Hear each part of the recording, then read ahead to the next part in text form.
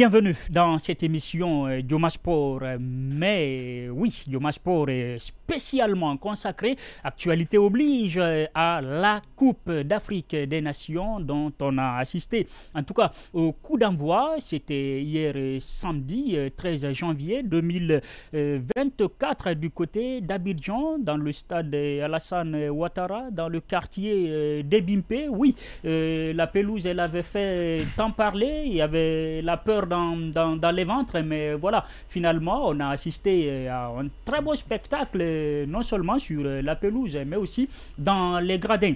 Les éléphants de Côte d'Ivoire, ils avaient rendez-vous hier avec le public ivoirien, mais également avec l'histoire, ce pays sacré champion d'Afrique pour la première fois en 92, si voilà, ma mémoire ne me lâche, c'était du côté donc de Dakar.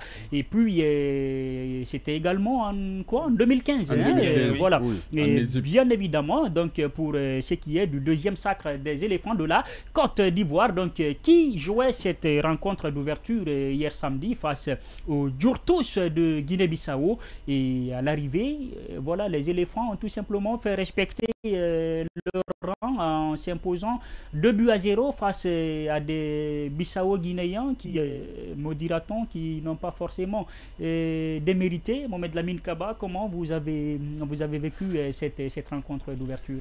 Bon, la Côte d'Ivoire, comme vous l'avez si bien dit, a fait l'essentiel. Parce que ça ne sert à rien de faire circuler le ballon et au finish, on vous demande qui a gagné.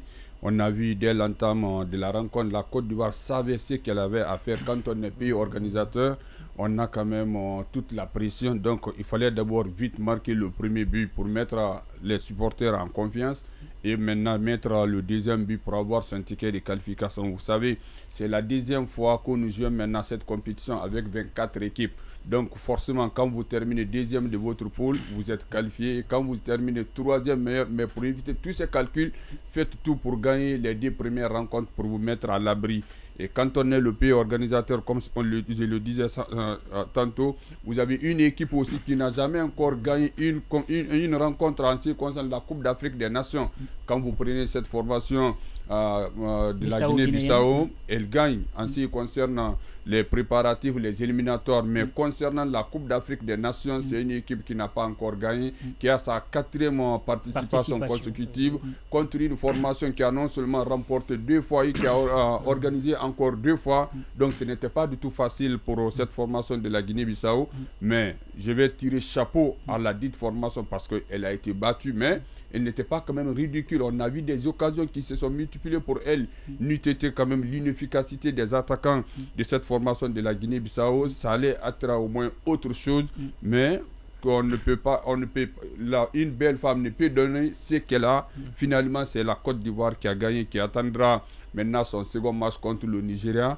Franchement, bravo à cette formation ivoirienne.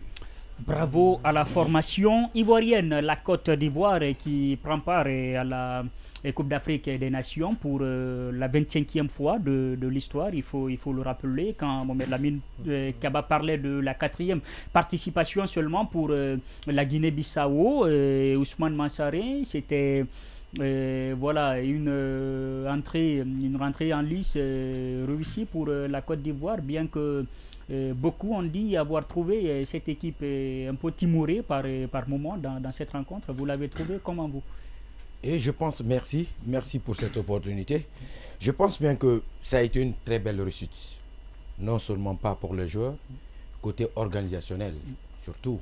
Parce que organiser un tel événement dans un pays, je pense bien c'est de faire la promo du pays. Une façon de voir et de faire voir votre pays, ce que vous avez fait durant ou avant, pendant et après. Parce qu'aujourd'hui, on parle du football. Le football, aujourd'hui, c'est la pièce maîtresse de la réconciliation. On a vu ce que la Côte d'Ivoire a vécu dans les temps. Et aujourd'hui, Dramane Alassane est au pouvoir. Ce qu'il a fait pour la Côte d'Ivoire et ce qu'il a investi, une façon pour que la jeunesse puisse s'émanciper et s'épanouir. Donc, on en a vu. Parce que investir aujourd'hui 1 milliard d'euros pour pouvoir faire, en tout cas, une telle organisation, je pense bien que ce n'est pas fortuit. Et on tire chapeau pour Alassane et quand même son gouvernement. Mais surtout, vous savez, organiser un événement comme ça en Côte d'Ivoire, surtout qu'il y avait des séquelles, il y avait des papillons dans les ventres de certains, bon, même si je vais me taire, mais on le sait bien que ce qui s'est passé auparavant. Bref, on parle de la compétition qui n'est autre que le football, et cet événement, je pense bien que c'est un événement qui est là et qui vend en tout cas le talent de nos joueurs qui sont à l'étranger. Il y a aussi la vente de nos talents qui sont sur le plan local. Et je pense bien que même si ça ne réussit pas à d'autres, mais pour d'autres ça réussit. Et je pense cette compétition de grande envergure africaine a prouvé à suffisance, parce que d'autres personnes le disaient hier, que c'est la meilleure Coupe d'Afrique que l'Afrique n'a jamais organisée depuis des temps. Mais je pense bien que quand tu n'as pas vécu une année ou quand tu n'as pas vécu une période, je pense que ce n'est pas facile de te déterminer. Raison pour laquelle, moi je le dirais qu'au début, l'on a vu des images, l'on a vu de la joie, l'on a vu de l'organisation, l'on a vu de l'investissement. Attendant de voir la suite de ce grand événement, une façon de faire une coloration à cette organisation.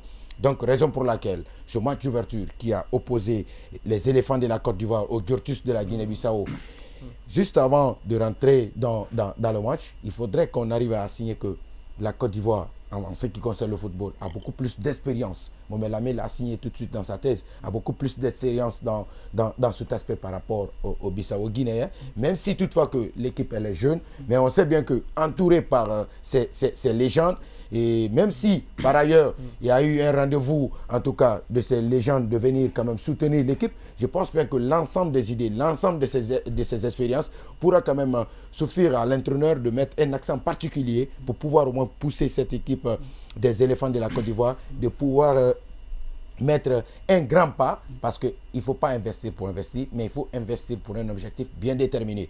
Même s'il ne s'agit pas de remporter la coupe, mais il faudrait que vous franchissiez à un pas que vraiment tout le monde s'attend, parce que les supporters sont là, le gouvernement est là et que le peuple est là pour vous regarder. Donc raison pour laquelle je tire chapeau à l'organisation, je tire chapeau à Alassane et à son groupe, et surtout je tire chapeau à toutes les équipes participantes, parce qu'il faut le reconnaître, 90% des équipes qui ont participé à cette CAN, ce sont des jeunes qui ont beaucoup plus participé. D'accord, et voilà pour ce qui est des premiers mots de Ousmane Mansarin par rapport à ce match d'ouverture. Je rappelle quand même que c'est 2-0 à l'arrivée pour les éléphants de Côte d'Ivoire, qui ont d'ailleurs sonné d'entrée cette équipe bissau-guinéenne dès la 4e minute de jeu. On a vu cette reprise de Seko Fofana, le joueur d'Al Nassr du côté d'Arabie Saoudite. Oui, on a parlé de la compétitivité de ce championnat, mais quand même, beaucoup ont été surpris de le voir finalement laissé sur cette pelouse par Jean-Louis Gasset. Il a pratiquement fait tout le match, 2-0. Jean-Philippe Crasso est également parti de son but, ce jeune attaquant qui est d'ailleurs revanchard, oui, par rapport à cette compétition. Ibrahima Sori Cissé, vous avez vu quelle Côte d'Ivoire face à la Guinée-Bissau hier? Merci Mamadou Bailo. Hier c'était le début de la fête du football africain. Et je ne vais pas manquer l'occasion de remercier l'autorité ivoirienne, parce que ce qui est fait, ça a été le travail de dur labeur. Ils ont mis tout en place, et hier on a assisté à la fête. Moi franchement je l'ai apprécié comme bon nombre d'observateurs, parce que déjà la fête était à la hauteur. Pour moi, l'ouverture de cette cérémonie a été pour moi comme l'ouverture d'une Coupe du Monde. Ça va au-delà simple des enjeux sportifs. Donc ça va donner une image à l'Afrique, pas seulement à la Côte d'Ivoire, parce que au fait c'est une compétition continentale. Donc ça va donner une visibilité sur le continent africain où les talents vont s'exprimer. Donc on va revenir avec ce qui s'est passé hier sur le terrain. Je pense que la Côte d'Ivoire a fait l'essentiel. La manière, ça viendra après, mais l'essentiel, c'était d'assurer la victoire. Parce que il ne s'agit pas d'organiser la fête et au final, on dit que vous avez échoué. Donc, le couronnement, c'était la victoire, et c'était très bien fait pour cette équipe de la Côte d'Ivoire. Et je pense que l'appétit vient en mangeant. La manière, je vais dire, ça viendra après, mais l'essentiel, il faut assurer la On vous a compris, vraiment sûrement ça. Je dis ça. Si. L'appétit vient en mangeant. Oui, on va voir. Et je pense que si c'est le doyen, Justin ne dira pas le contraire, doyen. Vous avez vu cette équipe de Côte d'Ivoire qui a à sa tête ce Français, Jean-Louis Gasset, qui est là depuis voilà une année et demie, bientôt 2 ans. Il a pratiquement, c'est quoi, 25 matchs pour cette équipe, toutes compétitions confondues. C'est pratiquement 11 victoires et 5 nuls pour seulement 4 défaites. Et ça monte en puissance. C'est une équipe rajeunie surtout. C'est sa stratégie. Il a misé sur la jeunesse, en tout cas pour ce qui est de cette compétition. On a entendu hier ce discours tenu dans les vestiaires par comme on appelle Max-Alain Gradel, à qui il a fait appel, et surtout il lui a ouvertement dit Gradel, tu viens, mais c'est pour être sur le banc, je compte sur toi autrement. Est-ce que vous pensez que voilà, ce panache va finalement marcher avec cette équipe de Côte d'Ivoire, cette jeunesse insouciante associée à ces joueurs expérimentés, amenés notamment par Seko Fofana, Franck Kessié, Aurier Serge et puis et bien entendu Nicolas Pepe qui a démarré bien avant beaucoup d'autres. Bon, écoutez, Bailo, vous savez, la Biennale de la Coupe d'Afrique des Nations, c'est un autre événement. Et moi, j'ai été épaté par ce coach, ce sélectionneur, qui a lancé vraiment des jeunes joueurs. Je ne m'attendais pas de voir un certain Jean-Philippe Crasso ou un certain Boga qui ont apporté vraiment de la fraîcheur à l'équipe ivoirienne. Regardez un peu, quand vous mettez un Nicolas Pepe à la touche, vous privez un Wilfried Zaha de la Coupe d'Afrique des Nations. Et les 11 entrants ont donné une copie propre. C'est pour vous dire que vraiment, la Côte d'Ivoire, c'est une très grande nation de football. Ils ne veulent pas commettre la même bourde qu'en 84. Quand ils avaient lancé cette CAN, ils sont sortis au premier tour. Et après 40 ans, on voit une Côte d'Ivoire revigorée qui nous a vraiment marqué. Prenez ce bijou, ce stade Alassane Ouattara, par exemple, un terrain qui est bâti sur une superficie de 20 hectares au nord d'Abidjan. Et le coût est à 143 milliards de francs CFA. Vous avez vu, quand il y a eu l'inondation, vous vous rappelez un peu, ils ont fait encore une autre rallonge de 20 milliards pour encore permettre aux footeux, les amoureux du ballon en Afrique, vraiment de se réjouir. Mais aujourd'hui, le match entre le Nigeria, les Super Eagles, et la Guinée équatoriale, je n'ai pas aimé parce que le public était absent. Mais attendons à de belles surprises dans cette 34e édition. Allez, voilà pour ce qui est des premiers mots du doyen. Oui, on va rester là-dessus, cette fois-ci avec le général Amadou Doumbouya. Général, vous, grand passionné de football, oui, la 34e édition, elle a été lancée ce samedi, la Guinée-Bissau face à la Côte d'Ivoire, et les Ivoiriens à domicile, le doyen vient de le rappeler, avec une équipe qui, en tout cas, nous a donné l'impression qu'elle a faim et qu'elle veut faire des choses dans cette compétition. Et comment avez-vous également vécu cette rencontre d'ouverture? Bon. Merci. Je commencerai simplement à remercier le gouvernement ivoirien, parce que sur le plan organisationnel, nous avons tous vu ce qui s'est passé. Ça sort carrément du cadre des compétitions organisées avant. Cette compétition qui a débuté à Abidjan hier. Sur le plan du football, proprement dit, sur le plan de ce que j'ai vu par rapport au match de la Côte d'Ivoire. C'est une équipe ivoirienne que j'ai vue vraiment et pas tellement comme la grande équipe de Côte d'Ivoire que j'avais toujours envie de voir. Mais il faut mettre ce souci, c'est pas un souci, mais je pense que l'entraîneur a voulu faire jouer son effectif pour voir effectivement ce qui va donner, ce qui ne va pas donner. Sur ce plan, on le comprend. Mais pour la grande équipe de Côte d'Ivoire, je pense que ce n'était pas cette équipe que j'ai vue hier.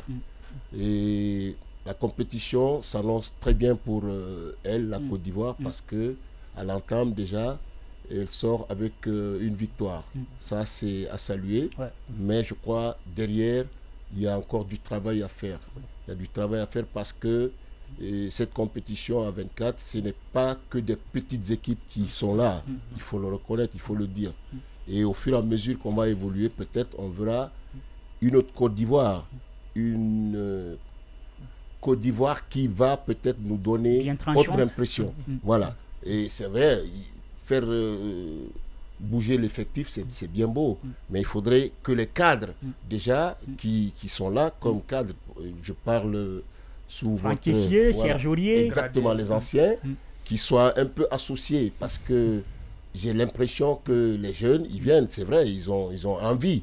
Ils ont envie de se créer une place et tout. Mais d'abord, il faut s'appuyer sur quelque chose. Et cette chose, moi je pense bien, à mon humble avis, que ça ne sera que pour ces anciens qui sont là. Mais encore une fois, sur le plan organisationnel, je tire le chapeau pour la Côte d'Ivoire parce que j'ai été impressionné.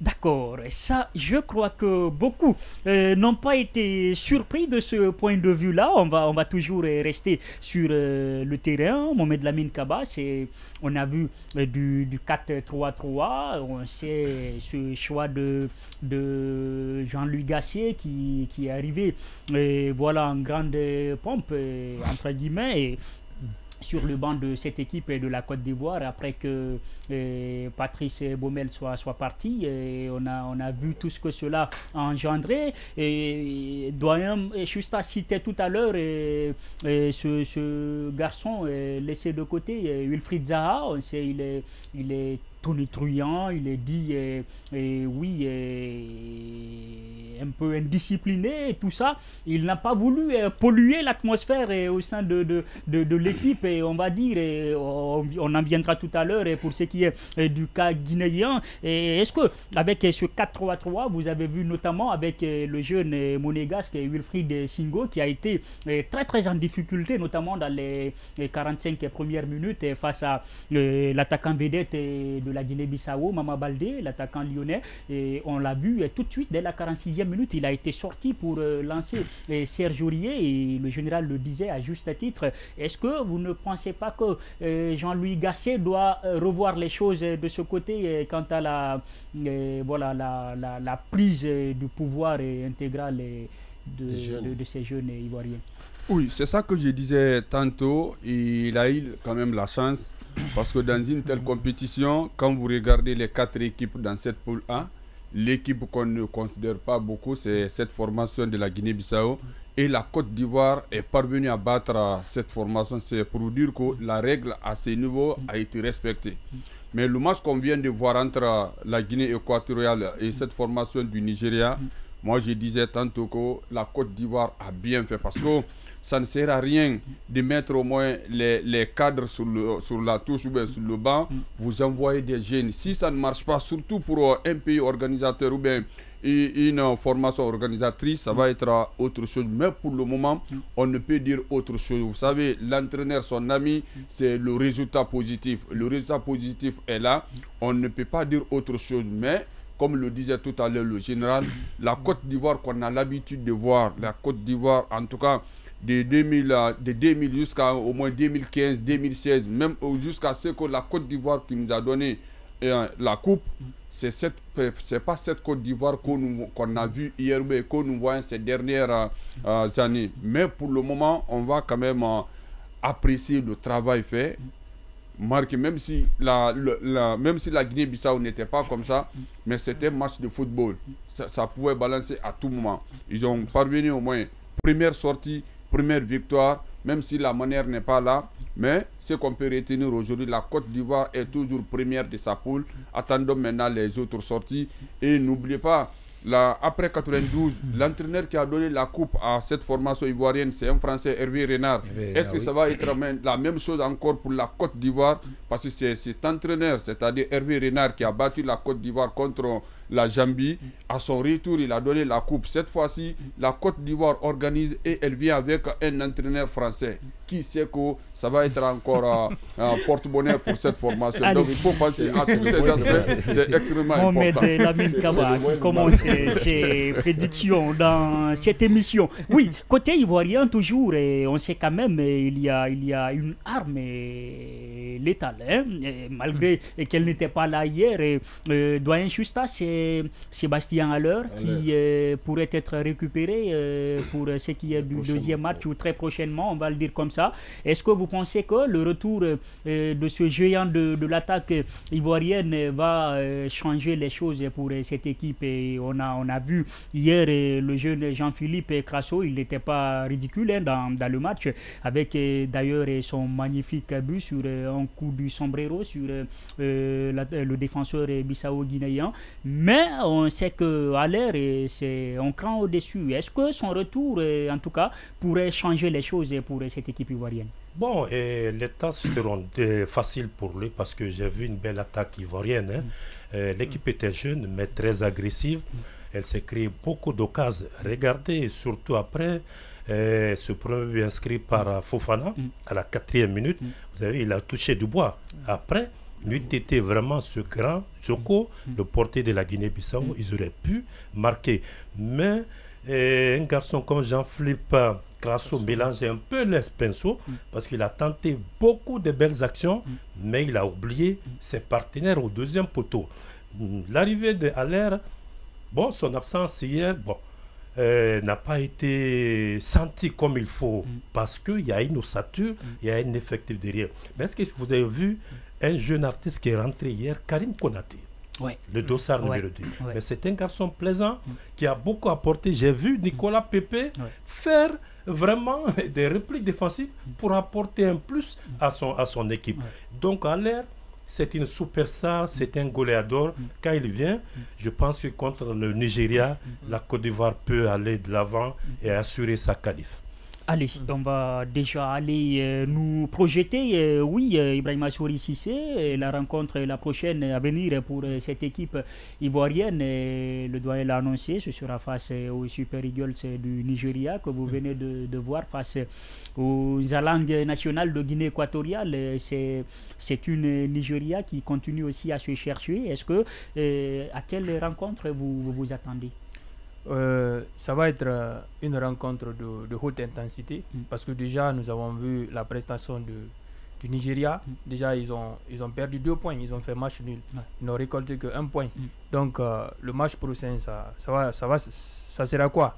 Il faut gagner, ça sera l'objectif, il faut gagner. Et évidemment la Côte d'Ivoire ne va pas se laisser faire parce que déjà la Côte d'Ivoire, elle joue déjà. Qui aura déjà à cœur de se mettre à l'abri. De se mettre à l'abri. Également, la Côte d'Ivoire joue devant son public. Donc, il y a tout cet avantage qui est là pour cette équipe de la Côte d'Ivoire. Donc, elle ne va pas se laisser faire battre par cette équipe du Nigeria. Donc, ça va être une rencontre très, très disputée entre ces deux grandes équipes du football guinéen, du football africain du moins. Nigeria, Côte d'Ivoire, Ousmane Massaré, à quelle rencontre vous attendez? Oui, compte tenu de ces différents paramètres qu'énumérait Ibrahima Souri Cissé. Donc il y a 2 aspects très importants. Il y a la qualification, côté ivoirien, et côté nigérien, c'est de se relancer. Parce que, imaginez. Non seulement qualification, mais aussi confirmation. Exactement. Donc je pense bien que ce ne serait pas facile. Mais l'aspect le plus important dans cette compétition, il faudrait qu'on le souligne. Aujourd'hui, on a beaucoup de joueurs qui se sont blessés et qui sont rentrés dans leurs clubs respectifs. Et je pense que leur présence pouvait encore ajouter beaucoup plus d'engouement dans cet événement pour pouvoir au moins prouver au monde entier, comme ce que disait le doyen, que l'Afrique n'a pas en tout cas la main dans sa poche maintenant à la devanture de qui que ce soit. Parce que l'on a vu côté organisationnel, l'on a prouvé à suffisance. Côté talent, l'on a prouvé.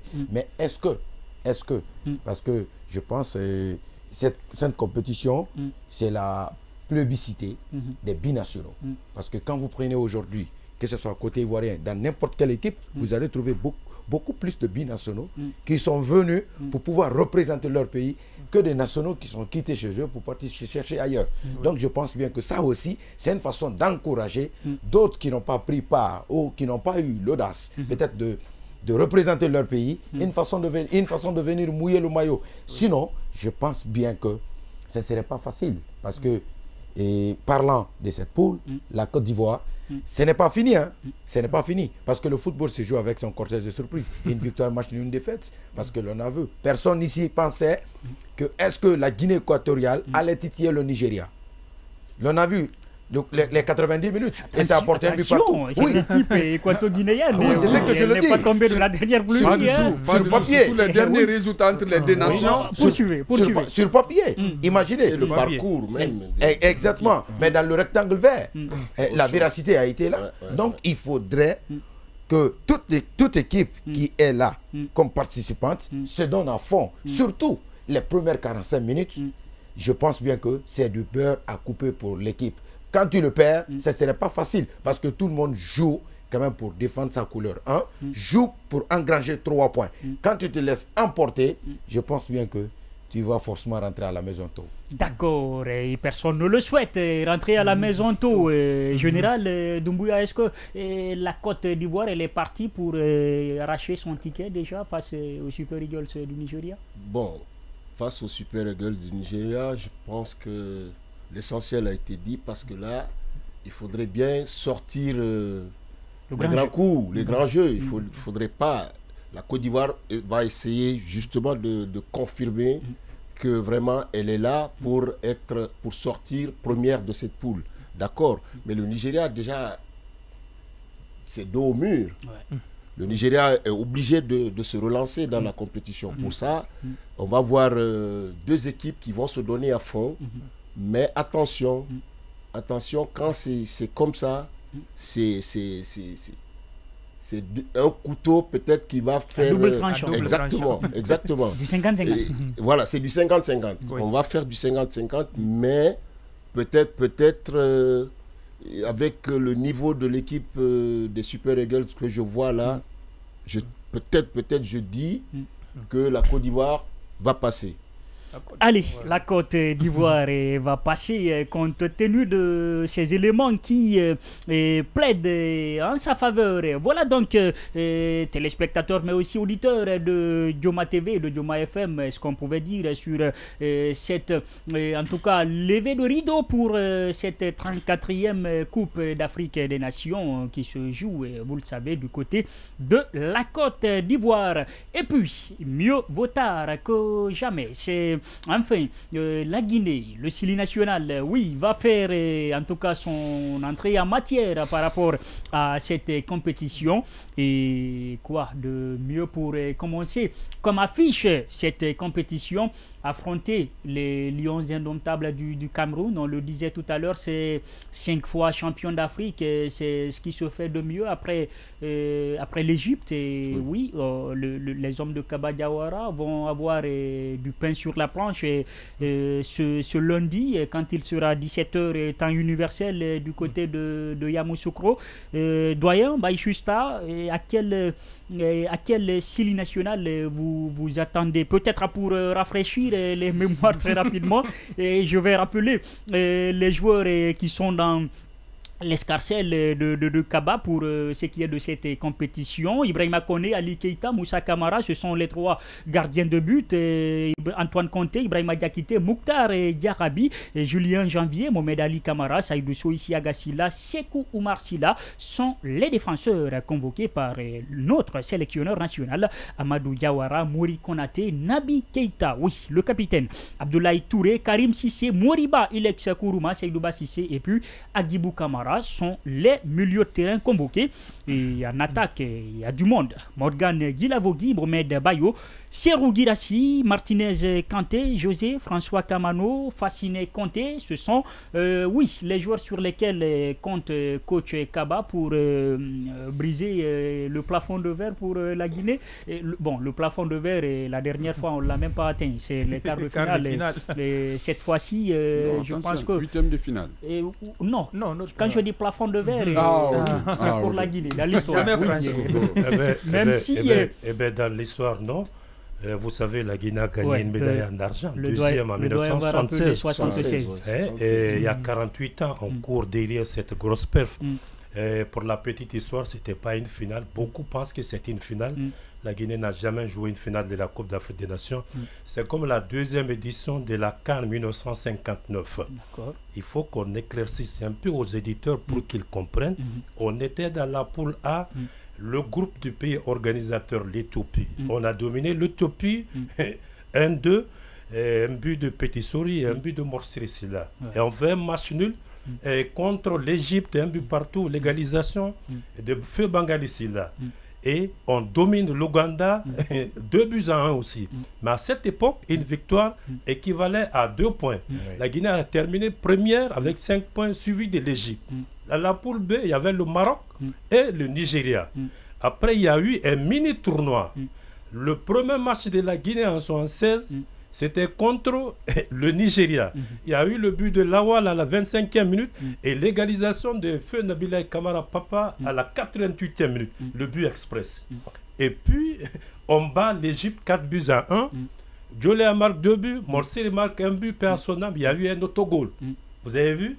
Donc on avait 3 points, mais le Maroc est venu à bout du Nigeria et de l'Égypte. Le Maroc avait 4 points, nous on avait 3 points. Donc les deux formations qui étaient en ballottage favorable se sont rencontrées en dernière position. La Guinée devait avoir une victoire impérative. On sort, Chérif Souleymane marque à la 35e minute. Il y a eu perte de balle de Feu Mamadou Alioune Keita Guler, le plus grand buteur qu'on a connu, le père de Baba Neymar, votre génération. Après, on lance le ballon, Faras récupère le ballon, il remet sur orbite pour Baba, Baba égalise. Il y a eu 2, 3, 4 secondes de break. Après, Pathé Diallo dira l'exclamation légendaire et Allah. Un but partout. Final, quand vous faites un but partout, vous procédez au tir au but. Donc, le Maroc a eu 5 points. La Guinée, la République de Guinée a eu 4 points. Mais même vers la fin, avant que Bangali Sela ne sorte, paix à son âme, le protocole, on appelait la délégation guinéenne pour venir prendre les médailles en or. On évoque cette belle histoire pour que beaucoup comprennent que ce n'était pas une finale. C'est comme la deuxième édition de la CAN, le premier doublé de l'Égypte au Caire, c'était la formule de championnat. Et c'est comme un peu la Coupe du Monde au Brésil en 1950, c'était encore la formule de championnat. S'il n'y avait pas ce but assassin de Djigia, l'Uruguay à 5 minutes de la fin, 1-1, la Seleção garderait la Coupe du Monde. Voilà, pour la fraîcheur des mémoires. Oui, cette leçon d'histoire est très très importante. Et rapidement, oui, le général, le Sili va se lancer dans le grand bain face aux Lions indomptables du Cameroun, même si, oui, de comme diront que ce sont des lions qui ne font plus trop peur oui, aux adversaires en face. Et à quelle rencontre vous attendez, général? Bon, une rencontre qui va être vraiment très discutée. Et vous savez qu'aujourd'hui, pratiquement, la Guinée, nous avons la chance de notre côté. Je le dis ainsi parce que quand vous visitez l'infirmerie déjà des Lions indomptables, je crois que ce n'est pas les moindres qui sont déjà admis à l'infirmerie. Dans le plus connu, Aboubacar Vincent. En plus de cela, je voudrais bien ici, face à votre micro, dire aux gens de laisser tranquille le coach, le sélectionneur national, dans ses choix. Kaba Diawara, dans ses choix. Parce que il y a pas mal de personnes aujourd'hui qui sont en train de le garder dans leur viseur. Ce n'est pas l'essentiel pour nous. L'essentiel pour nous aujourd'hui, c'est que Kaba est en train, il a monté au fait une équipe. C'est cette équipe qu'on doit laisser l'expression de ce que nous voulons aujourd'hui, c'est la victoire. Et je suis sûr et certain qu'au sortir du match de demain, c'est la Guinée qui va battre pour la première fois une équipe camerounaise à ce niveau-là. Je suis sûr et certain. Mais évidemment, ça ne se fera pas comme ça. Et comme du beurre à couper. Exactement, ça ne sera pas du beurre à couper, mais j'ai comme l'impression que cette fois-ci, nous aurons beaucoup de chance. Je ne parle pas des autres équipes qui constituent notre poule, mais pour le match de demain, je suis sûr et certain que si on laissait la main libre à Kaba, il pourrait vraiment nous trouver la victoire face à l'équipe camerounaise. Parce que tout le monde aujourd'hui est focus sur le jeune Guirassy. C'est vrai, on compte sur lui. Ouais. On compte sur lui, mais il n'y a pas que Guirassy. Il n'y a pas que Guirassy que moi j'ai vu dans cette nouvelle équipe de Guinée. Ouais. Simplement, il y a des anciens. Bon, peut-être qu'il faut carrément fermer les yeux et puis les laisser sur le banc. Je pense.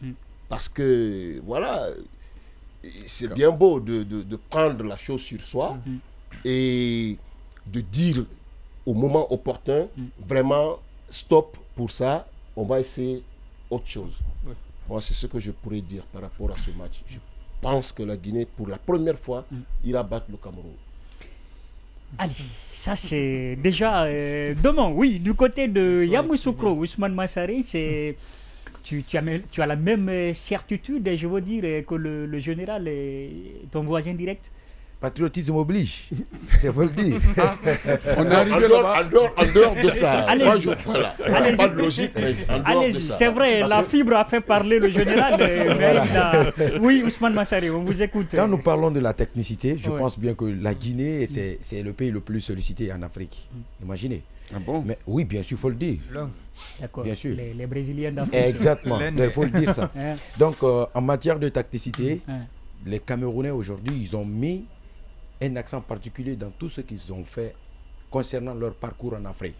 Combien de fois champion d'Afrique? Je pense bien avec cette étiquette pourra quand même, peut-être pourra ou pourrait effrayer d'autres équipes ou d'autres personnes, mais pas la Guinée. Parce que je pense bien que l'équipe guinéenne, elle est audacieuse.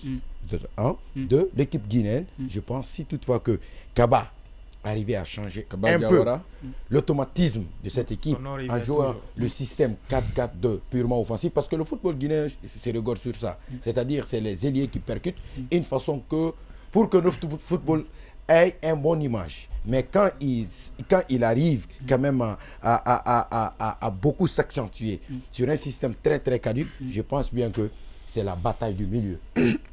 Et cette bataille, si le Cameroun remporte, la Guinée serait battue. Mais si toutefois que la Guinée arrive à bien exploiter son quart d'heure, la Guinée arrive à bien exploiter ses côtés, notre attaquant ne va pas rentrer en parent pauvre et la Guinée pourra battre le Cameroun.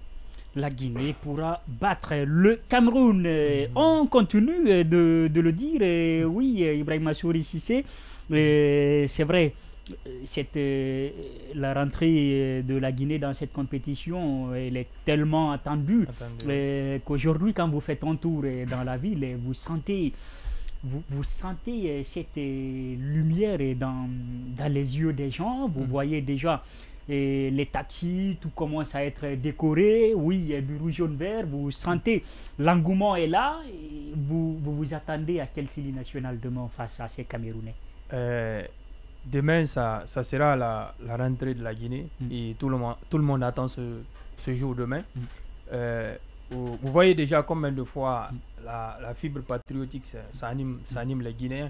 Parce qu'à un moment donné, personne ne disait quoi que ce soit de bien autour de cette équipe. Tout le monde se débarrassait. Et aujourd'hui, on voit cet engouement. Tout le monde est là en train d'acheter les maillots, d'acheter les tricolores. Donc ça veut dire qu'on attend beaucoup plus de cette équipe. Quoi que l'on dise, c'est un patrimoine national, ça appartient à tous les Guinéens. C'est le bien commun. C'est le bien commun. Donc quoi qu'il arrive, on va suivre cette équipe de près. Et demain, moi je pense que la Guinée a sa chance dans cette poule. Parce que le football, ce n'est pas que du talent. Il faut avoir cette détermination, cet engagement, être réaliste encore. Réaliste, cette envie de vaincre. Donc c'est ce qui fait la différence entre les grandes équipes et les petites équipes ou les équipes moyennes. Il faut avoir l'envie de tuer ton adversaire. Donc moi je pense que c'est ça la Guinée doit adopter, cette attitude, c'est-à-dire avoir l'engagement total, avoir la volonté de jouer, la détermination. On sent vraiment il y a l'envie dans cette équipe. Le football, il y a toujours la défaite, il y a toujours des matchs nuls, mais quand vous perdez ou quand vous enregistrez un match nul, il faut qu'on sent en vous que Vous vous êtes battu. Vous vous êtes battu, mais malheureusement, la chance n'était pas de votre côté. Moi, je pense que si nous mettons de notre côté toute cette détermination, toute cette volonté, vraiment, on va essayer de faire du mal à cette équipe de Cameroun.